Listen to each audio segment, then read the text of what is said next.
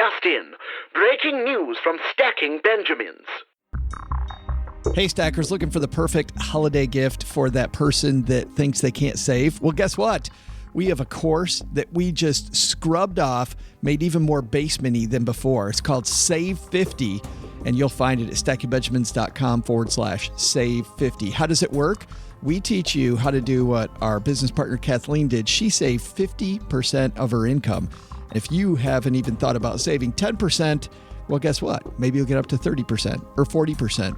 Not only does it come with modules that you do at your own pace whenever you can finish them, it also includes our Save 50 Facebook group where you can help each other succeed at your goals. So if you're looking for a pack to hunt with and also for more savings in 2018, stackingbenjamins.com/save 50.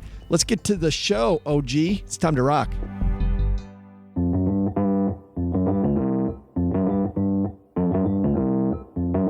Live from Joe's mom's basement, it's the Stacking Benjamin Show.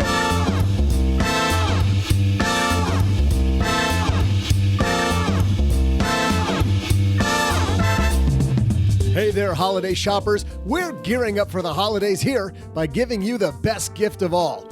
You in the driver's seat. That's because on today's show, we're answering your letters. Also, we'll cover some news on Green Monday and deliver some information on Bitcoin that you may not realize. And now, two guys who haven't left the basement all day, Joe and OG.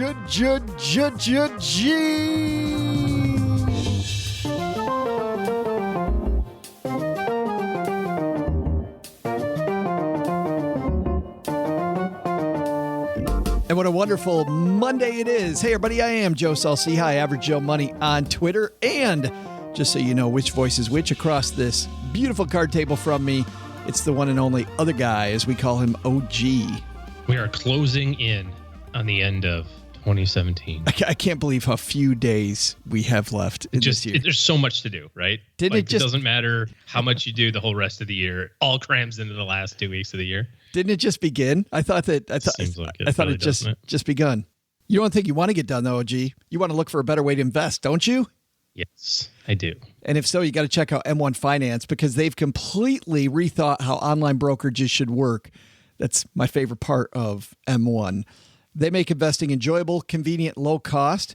You build an investment portfolio by specifying what percentage of your money you want to go into certain investments. And by the way, if you're not sure, they have already pre-made and proven portfolios for you to use. It's that simple. M1 automates all the buying and selling to put your money into the portfolio with the correct allocation and even uses fractional shares so every penny gets put to work. And it intelligently adapts how it directs the money based on market movement. You know, the best thing to do during the holidays, give yourself the gift of an automatic investment plan. Because at M1, if you use the Stacking Benjamins code, it's free for the first year. How great is that? stackingbenjamins.com/M1 finance or download their slick mobile app on iOS or Android. M1 Finance, be invested. This show is also brought to you by you because if you're a big fan of Stacking Benjamins, you want to help the show and you're doing your holiday shopping on Amazon, OG, you know what you do? You head to stackingbenjamins.com/Amazon and you still get the same great Amazon deals, Amazon Prime, all the great Amazon stuff, but you also help the Stacking Benjamins podcast when you do that because they send us a little thank you for referring you. stackingbenjamins.com/Amazon. All right. We got an Amazon of a show today, man. It's so bad. Okay. Yeah. So we got awesome headlines. We've got your letters, always my favorite shows. So let's move. Hello, darlings. And now it's time for your favorite part of the show, our Stacking Benjamins headlines. Our first headline today comes to us from The Balance. I didn't know anything about this, by the way, until... Balance? Yeah, neither do I. Well, all work, all play. I'm one or the other. I don't know. You're right. I don't know about that either. But I didn't know that today was a holiday called Green Monday. Have you heard of Green Monday? No. Shannon, our community manager, shared this with me. She's like, I've never heard of Green Monday. Apparently, this is a big deal. Didn't know. Okay. It's the second, according to The Balance, and Kimberly Amadeo. Isn't there a song that she had? Amadeo. On my day, on my I day, knew you were on my gonna day. say that. That's so bad. You're such a dork. I am such a, and you know what? The millennials have no idea what song I'm even referring to. But Green Monday, what, when, where? This is the second best day for online holiday deals today. So if you missed out on Cyber Monday, OG, today apparently is the day. Green Monday is the second Monday in December, also known as Cyber Monday 2 because it's the second biggest day for online holiday shopping. For that reason, Green Monday, promoted by top stores like Walmart, Target, and Amazon to extend the excitement around Cyber Week and the Black Friday kickoff. In 2016, Green Monday online retail sales were $1.621 billion. That beat the 2014 record of $1.615 billion. Only Cyber Monday has seen greater sales at $2.5 billion. Big deals today. So if you missed it, today might be the day. Today's another day you could slack off at work. But I still think Play on Amazon. This idea of looking at deals, I mean, I love how guest after guest on the show is like, it's, the holiday's not about spending more money. I love how we have already, knowing that people aren't going to listen to our advice to spend a little less this year, stay in the, Green Monday could be leaving yourself in the green or in the black or whichever holiday term you want to have. I like that. Yes. Little spin on the screw you, Walmart. But we've Amazon. But if you do go to Amazon, go to stackingbenjamins.com/Amazon. But if you don't do it, but if you do, if you're going to be use bad, our link. Take us with you. Right. It's funny, though, knowing that people aren't going to do that. We've already got the start of next year hooked up with New Year's Day. We're going to talk about getting your budget in order because you probably wrecked it this month. And then we're going to talk about a debt cleanse on the 3rd of January. Like all the mistakes you make, we got you covered at the beginning. Don't worry about it. We got you covered. We got you covered. But all the mistakes you want. In fact, you have the greatest amount of gains when you come from the lowest points in your life. So just implode all of your finances over the next 3 weeks. You sound like a JV high school football coach. Kids, I know we got our butt kicked the first 3 quarters of this game, but if we can win the 4th quarter. Yeah, exactly. Yeah. Yep. On that note, by the way, we have Monday. We have a note here from the people at FICO. We have shut down your credit card account, Mr. OG. No, not that one. That's a different one. We weren't talking about that one publicly, but hey, if you want to. Yeah. This is all about being safe during the holiday season. It says recent data breaches. Did you know there were recent data breaches? Hadn't heard. What's a data breach? Apparently FICO is telling me, by the way, FICO are the people that handle your credit score. Yeah, that recent data number to give you crappy interest rates at the bank. Recent data breaches. What happened? Have exposed millions more cardholders. Details: the number of cards compromised at U.S. ATMs and merchants rose 39% in the first 6 months of 2017 compared to the same period in 2016. Didn't we all get those fancy new credit cards that have the little chips in them? So those are like way more safe now. It should be way easier, way better, safer, shouldn't it? I guess, not more safe. FICO offers these tips, which I really like for days like today that are high spending days. Take care at ATMs. If an ATM looks odd or your card doesn't enter the machine smoothly, consider going somewhere else for your cash. Jam it in there. Just keep repeatedly doing it. I don't understand. My PIN is 1269. Just try harder, right? Number 2, never approach an ATM. Storm into the bank and get a whole bunch of cash out in a big envelope. That's right. Even safer. Always wear your ski mask when you go into the bank. It's really cold. Wear gloves and a ski mask and a big coat. And leave your hands in your pockets, right? Yell really loud. I'm here to take some money out of the bank. Please. And then you better. Your car running at the front entrance with the door open, preferably with someone else driving. And the bank always likes you better if you never look anybody in the eye and you're shaking a little bit. Exactly. Got a hat to cover your eyes. Don't ever look up at any of those cameras. Please don't follow any of that. Please, we're joking. We are joking. I'm not. I would love to see. No, you're totally joking. Never approach an ATM if anyone's lingering nearby. Never engage in conversations with others around ATM. I mean, hey man, what's up? Hey, you come here often? My PIN doesn't seem to be working. You want to put this in for me? Why don't you give this a shot? Can I use your card? My card's not working. Remain in your automobile until other ATM users have left the ATM. If your plastic card's captured inside of an ATM, call your card issuer immediately to report it. Out of the ATM. What's that? To get it out. I said beat the hell out of it to get it back. Especially if it's like a Saturday at 2 p.m. You're like, I've got shopping to do. You're on fire. Yeah, these are important though. Seriously, you've seen some horrible things happen at ATM machines, and you want to be careful. Also, check your purchases, check your card transactions frequently using online banking in your monthly statement. I use an app. I use the Clarity app. We have no affiliation with Clarity, by the way, but use an app to review. We're happy to. Everything. Work with your card issuer. Ask your card issuer for a new card number if you suspect your payment card may have been compromised. It's important to change both your card number and your PIN whenever you experience a potential theft of your personal information, and ask your card provider if they offer account alert technology that will deliver SMS text communications or emails to you in the event that fraudulent activity is suspected. I like that. I have that on my cards, and I like getting the bloop. Nope, that was me. Good stuff here from FICO. The second headline comes to us from The Street. Warning, this is by Tanzil Akhtar. Warning, Bitcoin profits are considered taxable income by the IRS. As the IRS and other tax authorities scrutinize cryptocurrency transactions like never before, it's important to know how investors should manage and track their tax liability.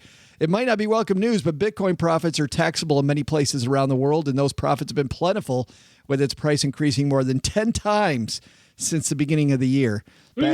Back in August, The Street warned of heightened probes into cryptocurrency tax evasion and the importance of Bitcoin investors declaring profits. Cryptocurrencies are under scrutiny like never before. The IRS recently won a lawsuit against Coinbase, one of the largest Bitcoin wallet and exchanges, requiring it to hand over records relating to users who conducted Bitcoin trades worth more than $20,000. Trades worth more than $20,000. We're going to see much bigger trades than that now. This is the tip of the iceberg, OG, as Bitcoin has made money hand over fist. You're going to see people go, oh, I didn't know that was taxable. Well, I read this news. I don't know if it was a similar article or not. And the IRS a year ago was investigating this company, Coinbase, and wanted all the records because something like 20,000 people, 200,000, some big number, right? Some large number of people use Coinbase or, something similar, yet only like 400 people reported gains on their tax returns from Bitcoin. And the IRS is like, wait a second, where's all the money for all these people that have basically it's this stock that went up a whole bunch, right? Or it's it's this trading thing. So this is the Bitcoin issue. I think you have people investing in Bitcoin that have no idea like how taxes work, how investments work. I mean, it's funny because this is 100% speculation. It's the Hail Mary. It is totally the Hail Mary pass. And not that, and please don't send me letters saying I don't get Bitcoin. We can go over that again for the 57 bajillionth time. I get Bitcoin as a cryptocurrency, OG. If you're using it as an investment, even though it's through the roof, like what data do you have besides the fact that everybody's doing it? I mean, it's tough to have data around Bitcoin. Well, it's brand new. And I get the whole idea of supply and demand and that sort of thing. And eventually there'll be, no more supply and but tons in that of way, demand. In that way, it ends up being, in that way, it's similar to gold. Like, gold, really no manufacturing usage. It's just supply and demand. And as more people think that gold's valuable, gold goes up in value. But that's and how do you gauge that? How do you judge it? Like I get it as a currency, as an investment. I don't get it. Another thing about it is a currency right now. If I'm buying it as a currency, do I want a currency that's gone up 10 times in 1 year? Like if I'm not sure what the price of my sandwich is going to be tomorrow using this versus $1. So the future, yeah, okay, I get it. Investment, I don't get it. Currency, I don't get it. Great to receive it, I suppose. Now. Oh, yeah. Maybe not so great to be spending it. Yeah, if you want to give us some Bitcoin, Joe at StackyBenjamins.com. Yeah, I'll take some too. Feel free to throw some our way. But there will be taxes at the end of the day. No problem. I'm happy to pay taxes on and it's a great time, not just on Bitcoin, but it's a great time to think about your tax bill overall, OG, right now, before the end of the year. Well, we talk about capital loss harvesting and that sort of thing. Really not been a lot of that this year. Maybe you've got some leftover losses from 2015. Market was pretty flat then, but it's unlikely that's a whole bunch left over. So this might be a capital gain year. And then we got all the mutual fund distributions of capital gains coming. If you haven't got those yet, that's That's going to be a little bit of a surprise also, I think, to a lot of people. Those are my favorite. When you get capital gains and you haven't sold anything. Yeah. You're like, what? I didn't sell anything. Those were always the best calls when I was a financial planner. We didn't sell anything and I got this tax bill. Explain how that works for people that don't know. Well, mutual funds and ETFs are not taxable entities. So the tax associated with the buying and selling of the positions within there gets passed on to the shareholders based on how many shares you own of the fund, basically. So, Joe Blow fund manager has 1,000 shares of Apple and he sells it and realizes $1 million profit. That $1 million profit, somebody's got to pay taxes on that. Even if you personally, as a shareholder of the fund, never sold anything, that's going to get passed on. And they try to do a good job of offsetting those with losses, if they have those in the portfolio as well. But in a year like this year, my guess is that there's going to be some pretty healthy gains. Yeah, it's the reason why you don't see this with exchange traded funds as much as with mutual funds is exchange traded funds, because they're on the exchange, have this share swapping mechanism that they use that legally avoids a lot of those capital gains taxes that mutual funds end up getting. Oh man, I think the lessons today though, selling Bitcoin, make sure the IRS knows so you don't get an unfortunate letter knock on your door later on. And then number 2 lesson, maybe the bigger lesson, stay safe as you're celebrating this little holiday apparently called Green Monday that none of us really know about.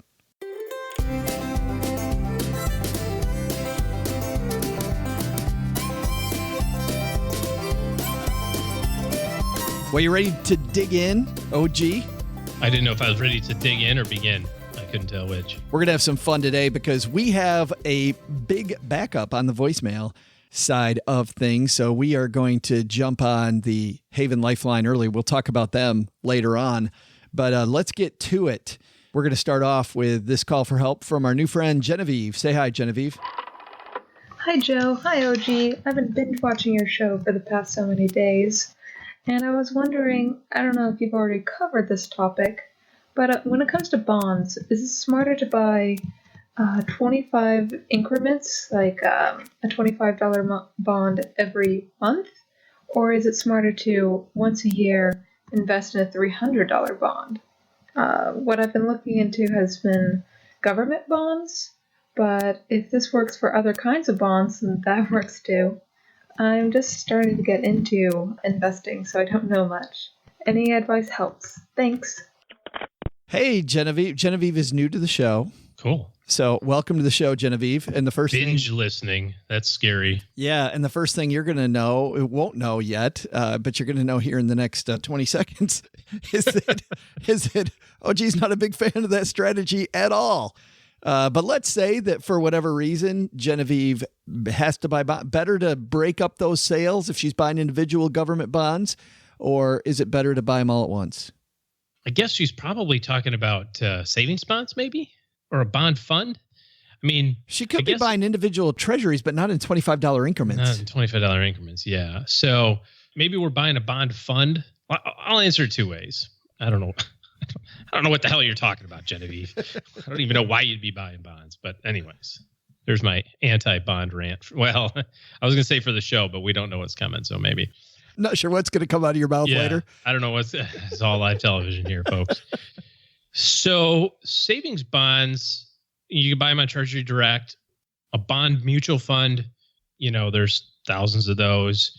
If you have the ability to systematically invest over a long period of time, I like the idea of the monthly habit of $25. Arguably, you could look at it and say, but shouldn't I put all of my money in up front if I could do that? Well, yeah, sure. If you can do $300 a month, do $300 a month, right? What I would do is I would start with whatever you can do on a monthly basis and work to increase that over time, whether it's stocks or bonds or whatever, it doesn't matter. Work to increase, if it's $25 a month right now, in 2 months from now, see if you can do $30 a month.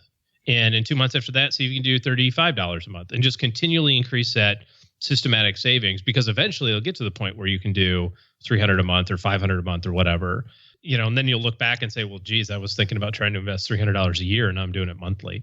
So regardless of bonds or mutual funds or stocks or whatever, The most important thing is to make it a systematic habit, because that'll get you further down the line and instill that kind of discipline when things aren't going so well. Kind of always pay yourself first. It just builds that good muscle. You know what I like about your strategy too is that often with new investors like Genevieve, buying a bond fund allows people to look at one of the two ways that you make money. You make money on the position going up or down. And a lot of times, OG, that makes people think it's magic, right? And then they think that financial advisors know what's going to happen in the future. Like, is this going to go up or is it going to go down? And there's plenty of financial people that are willing to play that game, which is, I think, a mistake for everybody. It's a mistake to ask, and it's a mistake for the advisor to answer where they think it's going. But the other way, and the more secure way, is through these interest payments or dividend payments and watching those reinvest. So what I would do sometimes with new investors that were really worried about how things worked and wanted to see it in action, we'd invest some money in a bond fund and then we'd reinvest the dividend. And of course, what would that do with the next dividend, OG? It'd make it bigger. And then they'd have bigger. Yep. They'd have bigger and bigger and bigger. And I'd say, guess what? At some point, this is going to get big enough that you can live on part of this and you'll stop reinvesting it. And then you can take it. Now, when you start taking that payout, that's going to stunt the growth of your fund. So your ability to fight inflation is going to go bye-bye. But when this number gets big enough, just conceptually, I think that really helped people see how there's two ways to make money. You can put money in and your money can put money in. And it really makes you fired up when you see your money putting more money in on your behalf. That really gets people excited. The bad news about that, every time you reinvest those dividends, we talked about taxes earlier. If it's not in a tax shelter, that's a tax hit, but that's a little bit of the price of education, I think. Genevieve, we talked a little bit about questioning that strategy. If you're a new investor, maybe a diversified portfolio, I think, is a better way to go. It all depends on what your time frame is, and you didn't ask that in your question or mention what your time frame was in your question. But a government bond fund for something that's a long-term goal, really, it's going to have trouble keeping up with, well, it might just barely keep up with that inflation monster, OG. Well, and that's really answering the question that wasn't asked, which is, is it better to have a bond fund or a stock mutual fund or something like that? And like you said, maybe there's a reason she's doing the fixed income. But personally, I don't think that you want to use a lot of fixed income in your accounts, hardly ever, for a lot of reasons. Number one, interest rates are really low. But just the long-term appreciation potential of a well-diversified stock portfolio just beats the heck out of a bond portfolio. So I don't know why you would. Yeah, open up, an M1 finance account, an account someplace else, keep the fees low and have a diversified portfolio, and you're, I think, usually better served. Our next question comes to us from Kevin. Say hello, Kevin. Hey, Joe and OG, this is Kevin. You guys had previously talked about working backwards to determine the amount of money that you have to save for retirement. Can you guys go into some detail about exactly how to figure out that amount? I was a little fuzzy on that calculation. Maybe I'll book the trend and learn something. Heck, who am I kidding? Thanks, guys. Don't do that. You don't. Please don't. Don't want to buck that trend, Kevin. No. Thanks. A little scratchy there, but I think we got the question. So, the question was, how do you figure out how much you need in retirement? Back of the envelope calculation. Here's how I do it. You look like you're going to say something. You want me to run through? Well, I just want to say that between the time that Kevin asked that question and today, we had Roger Whitney on last Wednesday, who went over his pasta dish style. And I think if he goes and listens to that interview from last Wednesday, he'll get a nice start. But I'm fairly certain you're going very similar direction. Well, maybe. Here's how I work backward from the number. The first thing that you want to do is figure out what your lifestyle expenses are now. So let's say that you spend $5,000 a month today. You're 40 years old. So now we have to add inflation to that $5,000, right? And you want to retire when you're 60. So I'm going to add inflation over 20 years on $5,000. So that makes it $9,000 20 years from now, right? So that's how much I need month one, year one of retirement. Okay. Multiply it by 12, 108,000. So maybe I'll round and say 100,000, easy enough, or 110. So we'll do 100,000. And now I'll just divide that by 4.5%. Gives me 2.5 million, 2.25 million, somewhere in there. That's my target. Now, there's way more. You can get way more in the weeds than that. And trust me, you have to do a really well done, retirement income plan. But just to kind of ballpark, throw a dart at a dartboard and say how much, what's my target? That's how I would do it. I would just take your living expenses today, add inflation to it over the next Dumpty Frats years until you want to retire. multiply it by 12, and then divide by 4%, 4.5%, somewhere in there. And got your starting point with a ballpark anyway. Yeah. Yeah. And the only thing Roger added to that was, of course, you're taking the number that you've got today. And he says, then, of course, and this is to your point of it gets more in the weeds. Part of those weeds are what's the basic cost to turn the lights on? You calculate that number. Then to do your, the fun stuff is sauce. What are the fun things you want to do that you're not doing today, or maybe you want to continue doing today, but it's not necessary to keep the lights on? And then what's those huge things that you just don't have any time for, don't have the money for, don't have the resource for? What's that number? And then back that down to today. And based on, because there's three parts to this calculation for people that don't know what Kevin's talking about. The very simple calculation is amount of money you need to save times a rate of return equals that goal. So what Kevin's referring to is the goal, starting with the goal, and then working that equation backwards. So now that I know that it's, to your point, $2.5 million, let's say, now I look at just two variables that I start switching out. If I save X amount per month and I get Y return, where does that get me my $2.5 million? And if it doesn't, then I need to change one of those two variables, right? I either need to save more money or I need to change the rate of return assumption. And the more I make the rate of return aggressive, the more let's say instead of 8%, I go to 9, 10, 11, the riskier that portfolio gets and the bigger chance of not meeting it. What's the biggest number you'd go to on I'll just keep on getting more aggressive? Let me tell you this, I'm not going to 12. Not 12. Okay. I'm not going to 12. Sorry, Mr. Dave Ramsey. I'm not going near. Oh, that was the dig at Dave. Okay, I see it now. I didn't see that I set that up, but I can now tell that I put that right on. It's like a wiffle ball right on that little tee, and you just hit it out of the ballpark. You totally teed that. I was talking to somebody today. Somebody walked into another friend's office, apparently, Niall from Financial Time Traveler, and said that somebody walked into his office and wanted to know that 12% per year fund that Dave Ramsey's referencing and wanted the ticker symbol. Yeah, it's ABCFU. Yeah, that's not. I hope that's not a real thing. I hope not either, because that was a joke, peeps. Yes, sure was. Yeah, but yeah, so you don't want to say, "Well, I'll just grow my money at 22%, then I'll have to save $300 a month, and I'm there." Bada boom, bada bing. Because that ain't gonna happen. 10% fine. 11. Oh boy, that's. It's doable, but you got to realize what you're doing to yourself when you put those other numbers in there, right? When you say, "Oh, I'll just get 11%."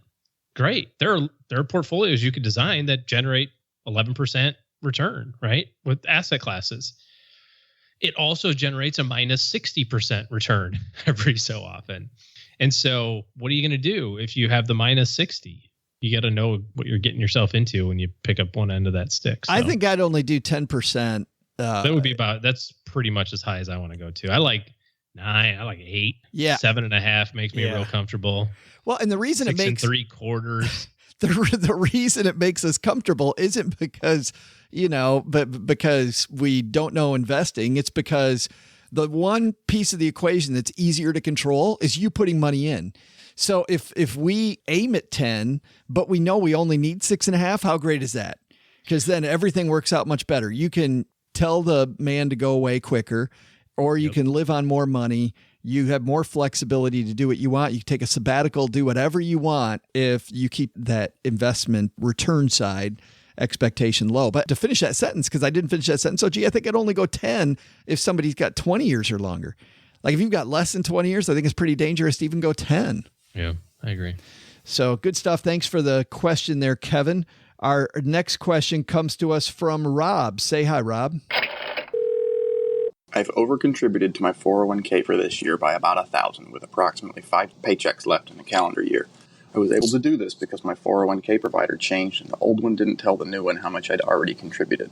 My company matches 0.5% up to 6% on pre-tax contributions only. As such, I've adjusted my contribution to be 6% with a reset to hit next year's max on the first of the year. What happens now that I've over-contributed? Is it like when I over-contributed to my HSA, I just fill out a form that says my overage is next year's? Or is it more complicated? Thanks, and I promise I won't learn anything. Excellent. Good stuff there, Rob. So, One 401k provider didn't talk to the new one. I didn't know that you could punt on that for the HSA either. That would be fantastic. That certainly is the easiest solution. If you can say, yeah, sorry, I put too much money in, put it on next year's. The problem I think you're going to run into is I don't think the government's going to sign off on that. I don't think the IRS is going to do that, because couldn't I then just say, oh, shucks, I put in 20 years, let's say I got, $300,000, right? I put in 20 years of extra contributions by accident. Just roll it to next year, and then I get all the benefit of the tax deferral for 20 years. Well, and market returns, because most of the time the market goes up. So if I can put it in sooner, I want to do that. Yeah. So I think you're going to find that the 401k provider will have to refund it to you. Little taxes due, so you'll get taxed on the gain, whatever amount that extra 1,000 grew to between when you put it in and when you take it out. But I would not wait on this. I don't want this to linger into 2018. I want my tax return numbers to be right, and my W-2 and all that sort of stuff. So get with the current 401k provider as soon as you can and say, hey, I calculated I put too much money in. How do I get the extra amount out? And let them work through it. They're the record keepers and the fiduciaries for it, so they have to provide you with a solution. Otherwise, they get in hot water. So don't drag it out. Try to get it done before the first of the year, because it'll be a little messier on your taxes if you wait until after 2018. Yeah, good question there. I think this is also a case where you work with your HR. Yeah. Because really, if it's old 401k, depends on the size of the company. If it's old 401k provider and new 401k provider, really, Rob, the problem's not yours. I mean, don't get me wrong. The buck stops with you because it's your 401k. Yours. What's that? I said the problem is definitely his. Well, according to the IRS, but he didn't create this overcontribution issue. Doesn't matter. What does the IRS care? I think I'd involve your HR department as much as possible. I would complain unless the HR department is really small. If you're a small firm or something, then I wouldn't. I'd still complain. Of course you would. I complain about this podcast. Squeaky wheel. That's I right. demand justice for the $22 of income that my $1,000 made in the last week. We've got more of your letters, including the one we're going to dub the Haven Lifeline call. But right now, OG, I think it's time to stretch our legs. And I need Doug, some more coffee. Yeah, Doug, what you got for trivia?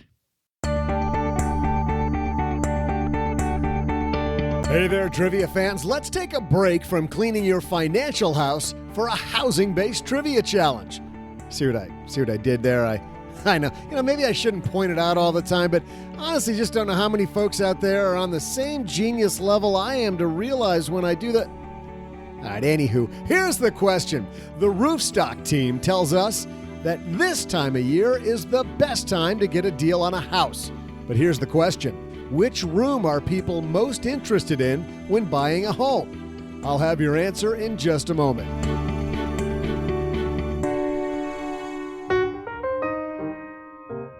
I've talked about this stat before, but this is scary. According to a 2016 Gallup poll, 48% of all Americans don't own any stock. And I realize it can be daunting when it's time to start something new, but here's a great thing. Getting invested is more to do with taking baby steps than leaping headfirst into Wall Street. Here's Brian Barnes, founder of M1 Finance, on just how easy it is to be invested. So you just either log on to the website or use the mobile application. We're native on Android and iOS, and it takes about 3 minutes, and your first $1,000 that you deposit is managed for free. I'd love to say the free $1,000 is a special deal I made for you, but Brian and M1 Finance are that good to everybody. With M1, you can select from one of dozens of professionally designed portfolio pies, or you can customize it, as Mom says, to your heart's content. Head to stackingbenjamins.com/M1 Finance for more. That's stackingbenjamins.com, finance.com for more. So just fire up their mobile app, M1 Finance, be invested.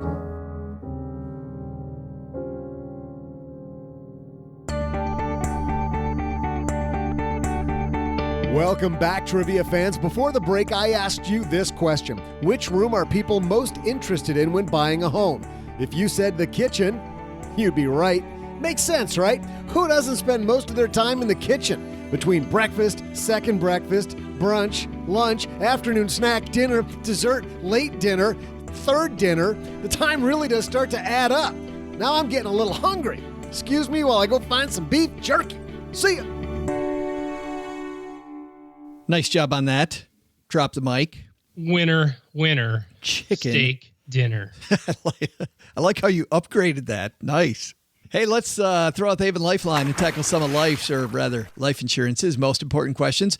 Our friends over at Haven Life Insurance Agency, they're disrupting the life insurance industry, OG, by focusing on those two things you value most. Steak and au gratin potatoes, obviously. Or your family and your time. But if you can have family and time with steak and au gratin potatoes, even better. Yes, I'll take the steak every time. They were the first life insurance startup, also wholly owned by industry giant Mass Mutual, to create a high-quality, affordable term life insurance policy you can purchase entirely online. And qualified healthy applicants, well, guess what? You can skip the medical exam. If you're not qualified and not healthy, you can skip to the medical exam.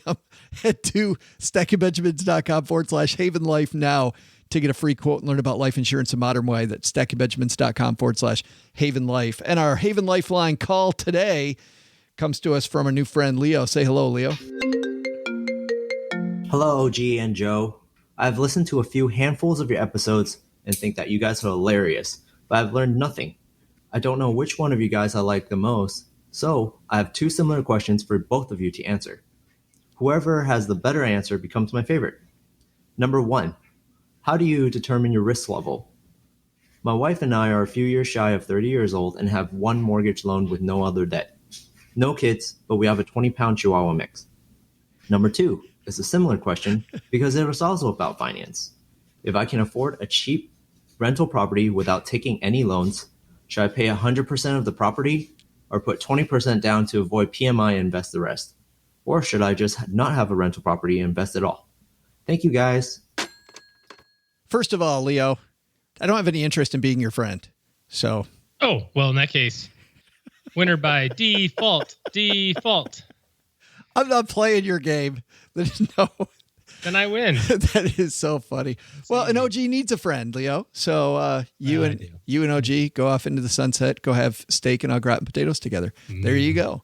That's fantastic. Actually, these are some great questions, Leo. So let's kick this off with risk tolerance. How do you determine the right level of risk? So in my business, I approach this question a little bit differently than I think most financial professionals do. I want to approach it from the perspective of I want to tell my money what to do. So I know how much I need to save. I know how much my goal is. I know how long I have time frame. Now I need to tell the money how much I want it to grow at. We talked about within reason, of course. I can't have my money grow at 20%. But then I'm going to look at that rate of return that my money has to grow to help me reach my goals. Then I'm going to say, am I okay with the volatility that this level of portfolio return produces? And so run some statistical analysis on what the ups and downs are going to look like. And then say, okay, if that happens, what am I likely to do, right? If the worst case happens, the market goes down and I go down with it, I'm down 30%. I had 100 grand. Today I have 70. Do I smile and wave and keep going, or am I really concerned about I'm going to make a change to the portfolio? Because the single greatest determinant to long-term investor results is investor behavior. So if I'm going to bail from the plan when it goes down 30%, I have to put a plan in place that doesn't go down 30, or at least has a high likelihood of not going down 30, and then adjust the goals from there. So risk tolerance for me isn't so much about, how many cups of sugar do I like in my, pantry before I get concerned. They've got these weird risk tolerance questionnaires that people send out. To me, it's about what level of volatility can I stomach to achieve the stated level of return that I need to help me reach my goals. What level do I need to take? And then can I handle it? Absolutely.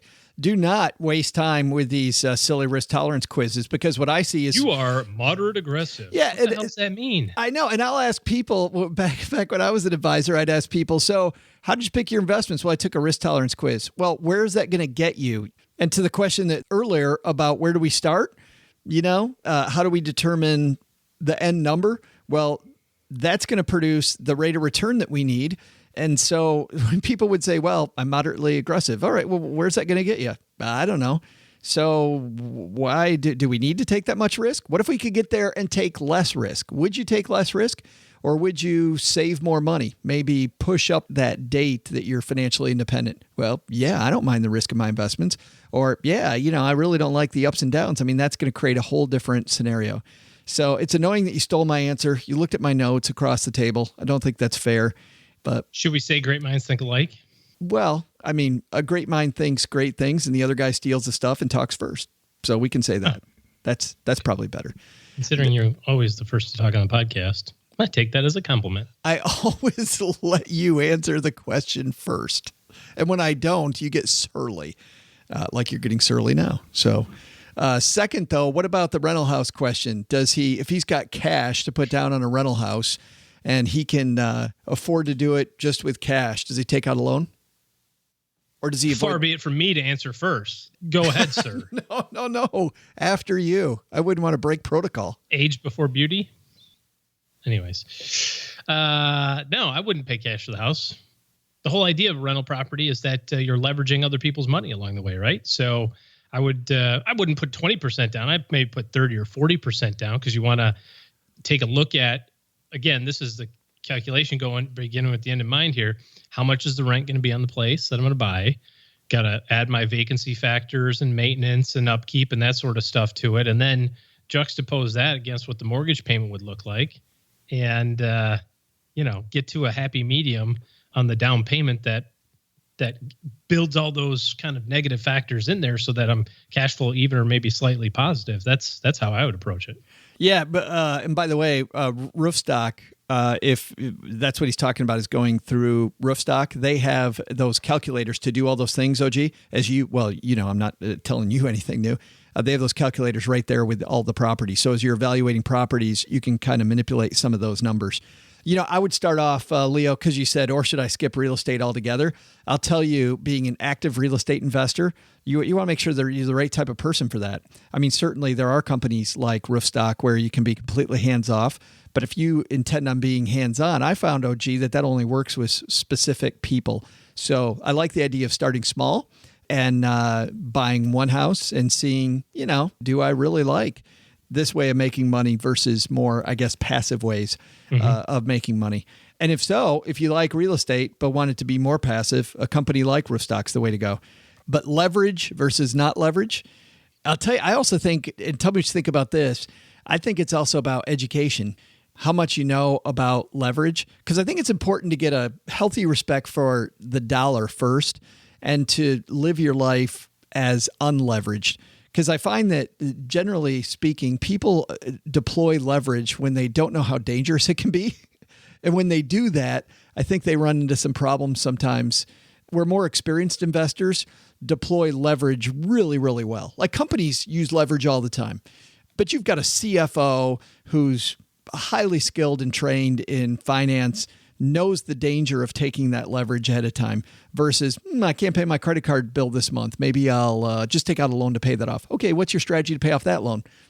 I don't know. I just got to 0% interest. Yeah, for 6 months. All right, what's your strategy after 6 months? Boy, hadn't thought that far ahead. Well, when a CFO of a company, and really you're the CFO of your company, right? Your company, your family takes out a loan, they make sure that they've got a strategy to get all that, to get that taken care of. So I would say, Leo, it has as much to do with you as anybody else. If you're somebody who already has that healthy respect for a dollar, you can put a plan together, certainly use somebody else's money to do that. But if not, if you're already struggling with debt in other places of your financial plan, I wouldn't add more leverage to this situation.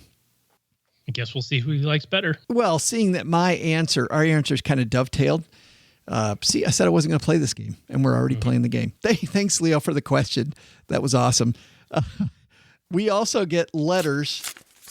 This letter comes to us from our good friend Dylan. Well, our new good friend Dylan. Dylan says, "Hey, Joe and OG, I've been listening to your show for about a week now, but you guys helped me build some great enthusiasm about investing in my financial future.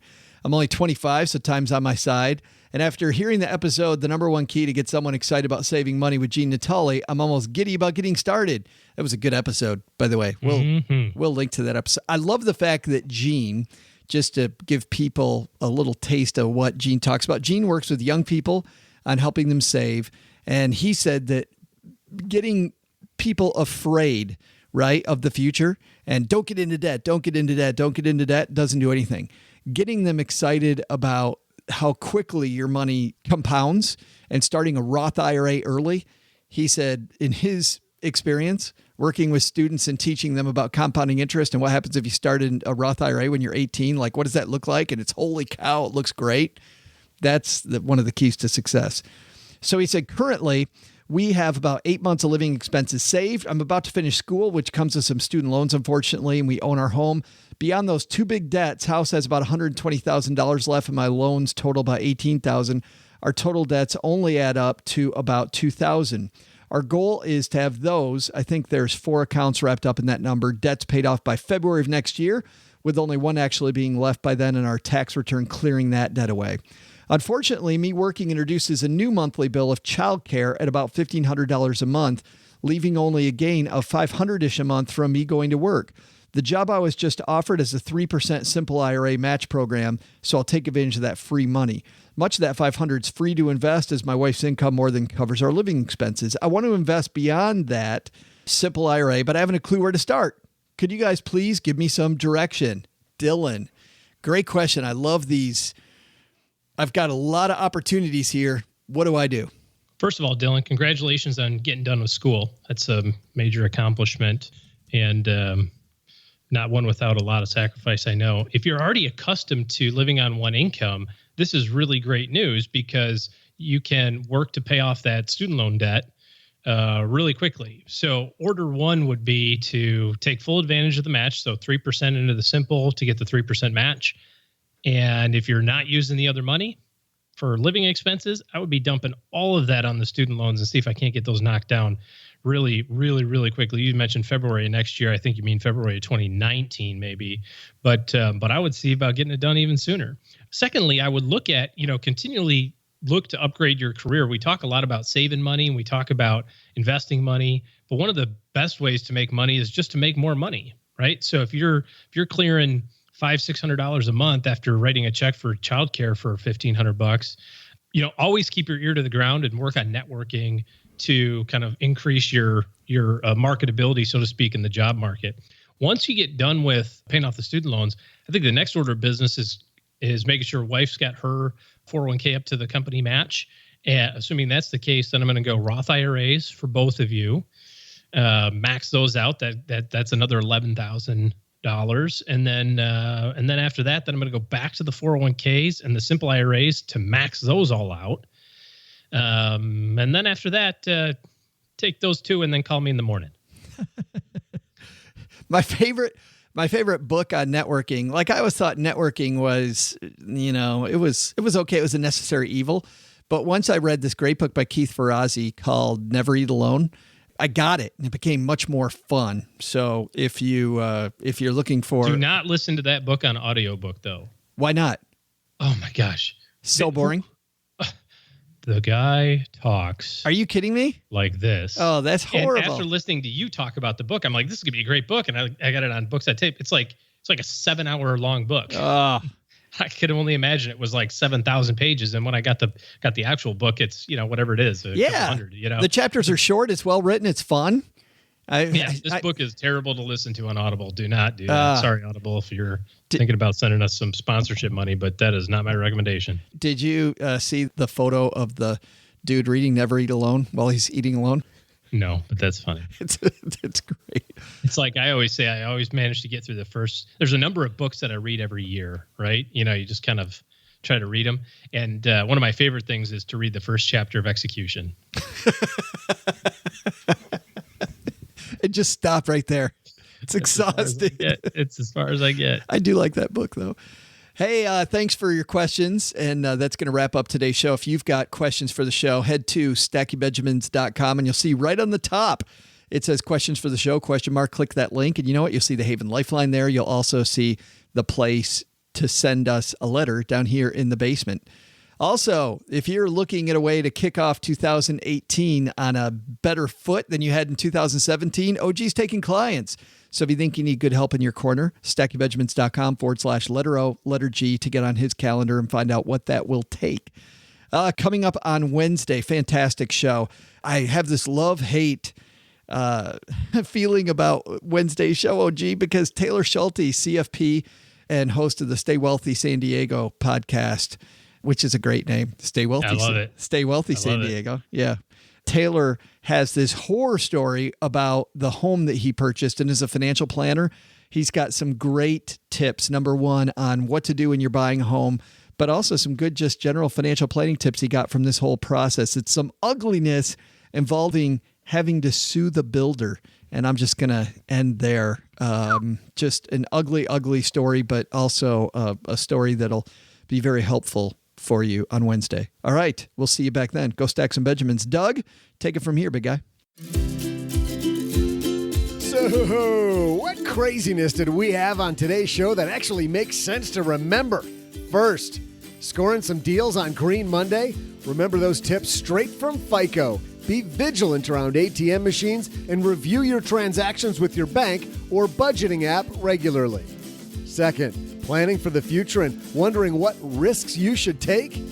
Don't start with a risk tolerance quiz. Do some quick math to find out how much risk you need to take by checking out investments that historically have achieved your goals. And then ask yourself if that works, or maybe you should back down the heat and save some more money instead.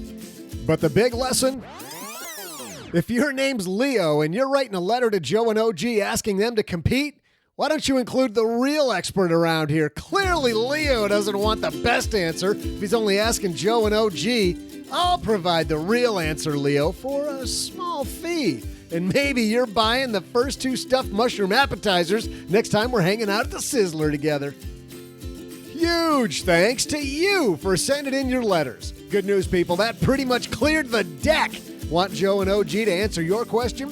Head to stackingbenjamins.com and you'll see the Question for the Show tab. If you aren't sure what to do after that, well, maybe the internet ain't for you. Try croquet or maybe some badminton or something really simple. When you're done messing around with us, who do you want to teach you some money tricks? That nerd who talks over your head or your favorite basement-based geeks? Kathleen Selmans operates our Stacking Benjamins classroom, and to make up for the fact that we don't teach you anything here on the show, she's created a whole lot of tools you'll absolutely love. Head to learn.stackingbenjamins.com for details, and use coupon code DougRocks for 10% off. Yeah, you're welcome. This show was created by Joe Salsihai, produced by Richie Rutter-Reese, and engineered by the amazing Steve Stewart. Online, visit us on Twitter at @SBenjaminsCast or on our Facebook page. Shannon Cowan is our community manager and social media guru. I'm Joe's mom's neighbor, Doug, and I swear the worst part about coming over to Joe's mom's house is having to put on pants. SB Podcasts may receive payment on the show from sponsors and guests in the form of books, giveaway items, discounts, or other remuneration. There's no way you would take advice from these dorks, but like Joe's mom always says, don't take advice from people you don't know. This show is for entertainment purposes only, and before making any financial moves, consult with a real financial advisor. Special thanks to Dave Ramsey for dropping by the basement. Unfortunately, we ran out of time for his segment. Maybe next time, Dave.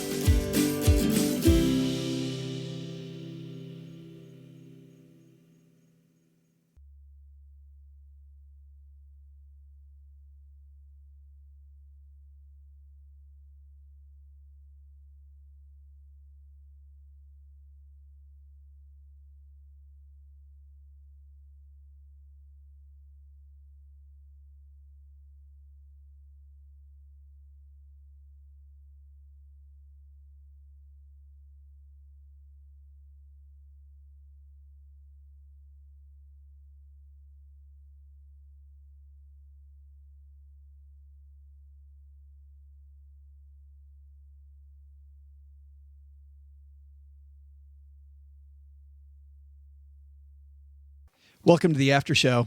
This is the part of the show that doesn't exist. So remember, whatever happens here stays here. OG, I've got another movie. Man, we are, with the movie passes, we are trading blows now, I feel like. And that's just going to continue. This after show is probably going to be all movies all the time for the foreseeable future, because we love giving you good reviews of good stuff that we see, unless we find something incredibly, incredibly funny. But this one was a movie I saw that stars one of my favorite actresses, Frances McDermott, and it's called 3 Billboards Outside Ebbing, Missouri. What's the law on what you can and cannot say on a billboard? I assume you can't say nothing defamatory and you can't say that right? Whoa. Or anus? I think I'll be all right then. I guess you're Angela Hayes' mother. That's right. I'm Angela Hayes' mother. So, Mildred Hayes, why did you put up these billboards? My daughter Angela was murdered 7 months ago. It seems to me the police department is too busy torturing black folks to solve actual crime. The hell is this? Dixon, I'm in the middle of my goddamn Easter dinner. Sorry, kids. I know, Chief, but I think we got kind of a problem. Sunshine beating on a good time. I'd do anything to catch your daughter's killer. I don't think those billboards is very fair. The time it took you to get out here whining like a Willoughby. Some other poor girl's probably out there being butchered right now.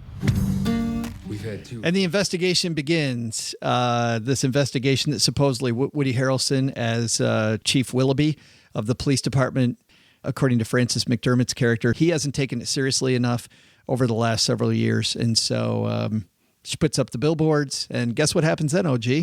Then kind of chaos ensues. People decide which team they're on. Are they on Chief Willoughby's team? Are they on her team?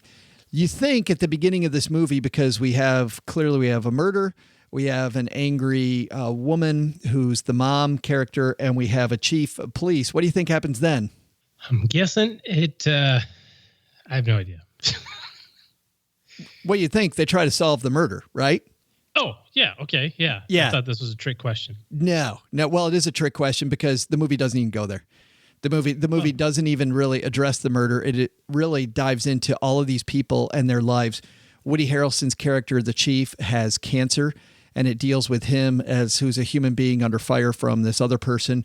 It has the mad mother, and you kind of get into her head about why she's so angry about her. Obviously, with her daughter dying, that's a reason to be angry, but there's another reason she's angry. It deals with people in the town and how they split their sides, and it deals with some of the sheriff's deputies in their life. In fact, one of the main people in the movie doesn't start off as a main person, but really a lot of the movie ends up being by him, this deputy played by Sam Rockwell. And by the way, OG, Sam Rockwell is one of these actors that I would say most people listening to the show probably don't know him as a household name. He's kind of like if we were talking about Tom Hardy 5 years ago. You'd say the name Tom Hardy, and if you'd seen his movies, you'd go, oh yeah, that guy's really good. But he hadn't yet developed into a name brand. Maybe people don't even know Tom Hardy. I don't know. But certainly Sam Rockwell's in that category where he plays a character I've never seen him play before and does it so excellently. So well-written story, doesn't go the way you think that it would. Great characters, well done. And I really didn't like it. No, you know why? Not only did the movie not go where I wanted to go, between the two of us, which one of us two is the plot-driven guy? You? Oh, yeah. I love I'm all about characters. You want to see stuff blow up, right? You want to see stuff blow up. Plot. Is that what plot means? Yeah. I want to have a plot that goes somewhere. So if you tell me about this movie, which is the reason I went to see it, I went, oh yeah, this is totally me. Frances McDermott, I love Fargo.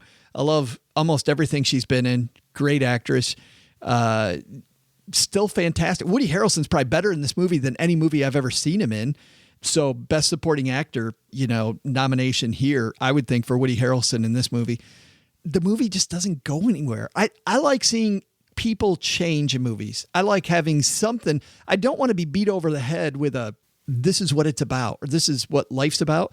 But I do want to see a character kind of learn a lesson, even if it's a subtle one. Hardly anybody learns anything in this movie. It just is kind of like our podcast. Right, exactly. What's the point of this podcast? That's going to be the review somebody puts up online. I'd listen to it if somebody changed, something happened, if they changed lives. So I got done and I was depressed and it spent 2 hours with these miserable people in this horrible situation. And I went, whoa, what was the point? It was a story well told that I didn't really want to be involved with. So 3 Billboards Outside Ebbing, Missouri. I'm giving it a thumbs down because I didn't like it. maybe maybe you'll like it. It gets great reviews. I can see why it gets great reviews. It's well done. Not for me. All right, cool. And I would definitely say not for you. I'm glad you said that because it was on my list. Was it really on your list? Yeah. Or was it on your list of movies to avoid? No, it's on my list. Yeah. I don't think I'd do it. All right. More to come on Wednesday. Later.